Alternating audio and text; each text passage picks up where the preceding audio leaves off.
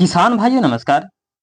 किसान भाइयों, पशुओं के लिए जो चारे की जो कमी हो जाती है, आपको हम एक ऐसा विकल्प बताएंगे जो कि जितने भी हमारे पशु होते हैं उसे पोषक तत्व आपको भरपूर मात्रा में ये चारा आपको दे देगा। तो नमस्कार, जैसे हम आपको बता रहे हैं कि कई जिलों में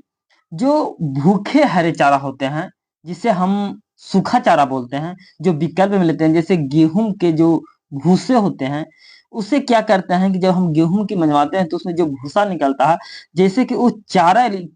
चारा हमारे जो पशुओं के लिए होता है, वो बहुत ही महत्वपूर्ण होता है, क्योंकि उसमें वो सभी पोषक तत्व मिला रहता है जो हमारे पशुओं के लिए फायदेमंद होता है। आपको हम बता दें कि जैसे आप जान रहे हैं कि हल्के फुल्के बारिश होने के कारण हमारी जो सूखे यानी कि जो चारे हैं वो थोड़ा सा नमी हो चुके हैं। तो उसको क्या करना है कि सूखे चारा को आपको सही से सुखा देना है, और उससे जब आप थ्रेसर हो या कुछ में भी जब हम उसमें से गेहूं निकालेंगे, जो हमारा भूसा निकलेगा वो हरा चारा बहुत ही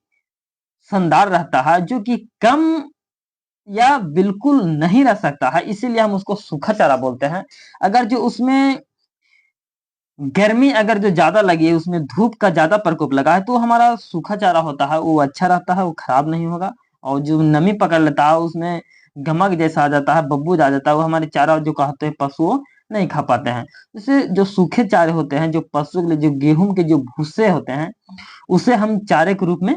खिलाते हैं, वो हमारे पशुओं के लिए बहुत ही महत्वपूर्ण होता है। कि गेहूं के जो भूसे होते हैं वो सही तरीके से अगर जो हम उसे रख देते हैं तो हमें लंबे समय तक उसे आप खिला सकते हैं, क्योंकि भूखे पशुओं को हम वो चारा को कई सानी के द्वारा आटा हो चोकर हो उसे हम मिलाकर उसे हम देते हैं, तो सभी प्रकार के पोषक तत्व की जो कमी होती है उसे पूर्ति कर देता है। भले हमें शुरुआत में देरी होती है क्योंकि मीठापन उसमें नहीं लगता है, तो शुरू में खाने में उसे डिस्टर्ब होता है पशुओं को, लेकिन जैसे जैसे ही आदत बनता है वो धीरे धीरे खाना चालू कर देता है। तो उसमें हमें क्या करना है कि अगर जो शुरुआत में थोड़ा दिक्कत होती है जब पशुओं को खाने में, तो जो भी हम सान पान लगाते हैं तो उसमें थोड़ा सा क्या करें कि आप नमक की मात्रा उसमें दे दें, क्योंकि नमक देने से क्या होता है कि जो स्वादिष्ट होती है मिलावट में सानी में, वो अच्छे से खा पाती है, और धीरे धीरे उसका प्रेशर जो होता है, टेम्परेचर भी होता है, जो तत्वों की कमी होती है उसे मिलना शुरू हो जाता है, और जो हमारा पशु होते हैं वो खाने में धीरे धीरे उसको स्वादिष्ट लगने लगता है, क्योंकि नमक पानी का जो मिलावन से जो क्या होता है कि धीरे धीरे खाने में वो आदत उसको लग जाएगी, और खाने में वो अपना संतुष्टि बनाए रखेगा। किसान भाइयों, आपको हम बता दें कि ये इसमें जो प्रोटीन और कैल्शियम जो अच्छी मात्रा में आपको मिल जाती है भूसे में, प्रोटीन और कैल्शियम अच्छी मात्रा में मिल जाती है, जिससे क्या होता है कि जो धान के भूसे या कटुआ के भूसे जो भी कबाड़ी के साथ हम उसमें मिलाते हैं, जो 1:2 या 1:3 अगर जो मिलाकर उसमें हम खिलाते हैं, तो विरियाली जो चूना, जैसे हम चोकर बोलते हैं, जैसे चूना हो गया, चूरा हो गया, बनाकर हम दूसरों के साथ जो मिलाकर हम पशुओं को देते हैं, इससे क्या होता है कि हमारा पशु हेल्दी के साथ साथ जो उसमें भूखा सूखे जो पशुओं को हम थोड़ी मात्रा में देते हैं, वो हमारे कैल्शियम और जो प्रोटीन की जो मात्रा होती है वो धीरे धीरे पूरा करता है, जो हमारे पशुओं को हेल्दी और दुधारू पशुओं के लिए दूध की मात्रा को बढ़ाने में भी मदद करता है। दोस्तों, और भी हमारे सूखे चारे हो सकते हैं, जैसे ज्वार हो गया, मूंगफली हो गया, मसूर हो गया, चने हो गए, ये सभी प्रकार के जितने भी